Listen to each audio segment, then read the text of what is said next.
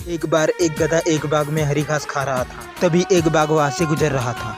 बाघ ने गधे से पूछा, कैसे हो भाई, मस्त हरी घास खा रहे हो? गधे ने कहा, ठीक हूँ भैया, लेकिन मैं हरी नहीं बल्कि नीली घास खा रहा हूँ। बाघ को ये सुनकर गुस्सा आ गया। उसने कहा, कैसे बेवकूफ जैसी बात कर रहे हो, घास भी कभी नीली होती है, घास तो हमेशा से ही हरी रंग की होती है। गधा अपनी बात पर अड़ा रहा कि घास नीले रंग की ही होती है। दोनों की बहस बढ़ती गई। अंत में उन्होंने शेर से फैसला करवाने का फैसला लिया। शेर अब सारा मामला समझ चुका था। गधे ने पूछा, महाराज आप बताइए, घास नीली होती है ना? शेर ने कहा, बिल्कुल घास नीली ही होती है। गधा भाग से बोला, देखा मैं तो पहले ही कह रहा था कि घास नीली होती है। और गधा वहाँ से खुशी खुशी चला गया। बाघ शेर से बोला, महाराज क्या घास सचमुच नीली होती है? शेर बोला, नहीं हरी होती है।